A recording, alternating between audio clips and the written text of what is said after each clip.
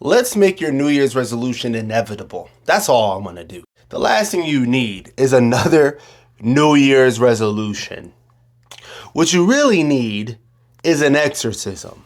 Yeah, spirits are real. Spirits are a collection of attributes that make something what it is. And I'm not talking about demons here, but your environment, it keeps birthing that old spirit, that collection of attributes that you're trying to ascend from. If your room looks the same, you will fail again, because think of it like you're conjuring a spirit by the way that you shape your environment, your matrix. You just keep bringing in the same thing over and over. And so the people who kept scrolling, and in January becomes July, becomes next year, becomes a lifetime you never lived. Because y'all don't watch videos that have the keys you need to change. People are addicted to scrolling, even past things that are for their own good. So hopefully you watch this video to the end. Hopefully you subscribe. Hopefully you do all that good stuff. All right, let's continue. Okay, in the philosophy of order, you cannot legislate behavior, okay? Resolutions just laws you pass in your own head. I want you to imagine your head as like a country, right? So I will go to the gym, law. I will eat better, law. But nothing in your country, your environment, has actually changed. It's like people in countries just trying to pass a bunch of laws to make the country better, but they keep running into the same issues over and over. They're running into those same issues over and over because you can't legislate behavior, or at least when you legislate behavior, it's unsustainable change. Things are just going to go back to the way they were. In other words, you're yelling at a river. Imagine a man sitting at a river, yelling at it to change course. That's not the way it works. Okay? So think of force, right? In the philosophy of order, we're talking about like yelling at a river. And think of power. Somebody redesigning the landscape so that the river can flow in a different direction. Or maybe building a dam, right? That's power. You understand? So a lot of you are not getting your results in your life because you're trying to force everything. You're saying, I will be 125 pounds. I will whatever your goal is. But that's not actually how to change anything. You can have what you want. Ironically, you're doing too much in the wrong spaces. Let's go deep. A lot of people use the word matrix without really knowing what it means. The word matrix comes from the Latin mater, meaning mother or womb. It is a receptive medium that provides a structure of development. In philosophy of order, there's a universal formula. I'll give you the short version because we don't got time to cover the whole thing. But receptive matrix plus an active role, right, is equal to emergent form, okay? So new you is not born from simply just pressure, though that's a part of it.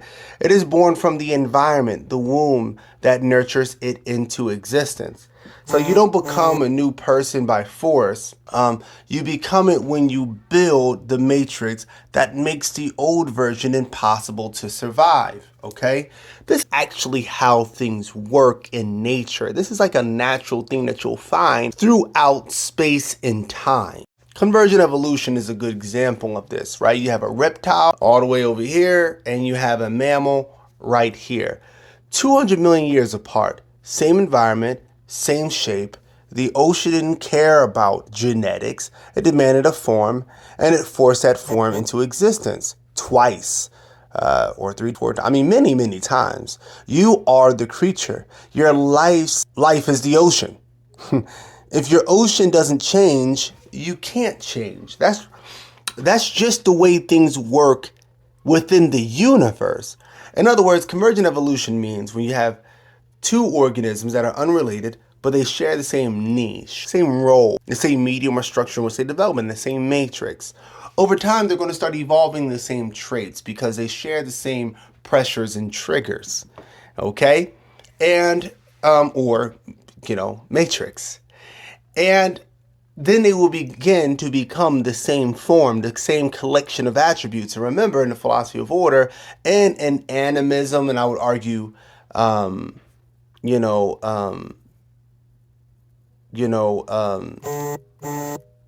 would argue Plato also would say that the form is the base, the essence, the collection of attributes that make something what it is. So the matrix you're in, we call this the zoo effect. Okay, because you're not broken. You're an animal trapped in a habitat you weren't designed for. A lot of y'all get offended with the whole animal thing. You are an animal, I assure you. And a lot of you say you're not an animal. Go look up the definition for animal and then come back. Okay? So unless you have a way of eating without consuming organic matter, you are an animal. Sorry to break the news to you, but it really comes from the same meaning as spirit, by the way. So anyway, moving forward. The point is you're an animal trapped in a habitat that you weren't designed for. Civilization, this modern world, is a zoo. The matrix you live in is hostile to the person you want to be. You blame yourself for feeling tired, addicted, and depressed, but we don't blame the lion in a cage for not roaring or not being happy. So why are you blaming yourself while living in a digital, fluorescent, dopamine-depleted trap? Because that's what you're in. Okay? You are a matrix that is literally contradicting your anatomy. So don't be too hard on yourself. What you got to do is you got to change the pocket matrix that you are in within this greater matrix. And you can do this. This is the important part. The blueprint, architecting your new matrix. Okay, so let's start with the physical matrix. Your body and your home are the primary womb. Rearrange your room, introduce nature, destroy the shrine of your past self. What do I mean by that? So one, your room needs to be made in a way that's going to pressure you to do what you need to do. For example, I don't put my phone in my room at night. My phone is in my office, and I can't get to my phone till I do my exercises and feed the dogs. So it creates a pressure. And also when I wake up in the morning, the fact that I can't even turn over and grab my phone forces me to get out of bed quicker than most. Okay? So that's an example. Introduce nature. That's another talk for another day. We'll hit on that some other time. So destroy the shrine to your past self. So a lot of you worship your past self. Really, you want to go backwards. And that's one of your biggest issues. You have to get rid of that. These fossils of your past self are not useful for you. I mean, take the useful pieces of it, but leave the rest. Digital matrix. Okay, your algorithm, your mental diet. That's why y'all need to subscribe. Unfollow the dopamine loop. So the things that are just giving you dopamine but are actually adding value to your life, unfollow, unsubscribe. Curate your feed like it's your future. Starve the machine that feeds your lower self. Okay, then you have your social matrix. Proximity is identity. Audit your circle. Go through your circle. Who is actually adding value to your life and who is actually adding entropy? If they're neutral, fine. But if they're adding destruction, if they're dissipating your life, destroying it, well, I think it's time for them to go. Cut ties with entropy. Again, people who are causing destruction in your life, but also things that are. Maybe social drinking isn't for you. All right, find allies in media. So if you can't find people in person that have a like-minded or going in the same direction who want to achieve the same things, find them online. In other words, your physical matrix needs to be the physical matrix of the person you want to become. The digital matrix needs to be the digital matrix of the person you want to become. And the social matrix needs to be the social matrix of the person you want to become. You are not just designing your home, you are building the womb that will give birth to your next self. So, in conclusion, stop trying to force the reptile to swim. Put it in the ocean and it becomes the ichthyosaurus or soar. I probably said that wrong. But the reptile that looked exactly like a dolphin. Anyway, we covered that. The matrix decides the form. If the matrix is right, the spirit will always emerge. You don't need more effort. You need a new environment. Build the matrix, and the new you becomes inevitable. Subscribe, and if you're interested, I take on a new cohort of students. It's free, once a month.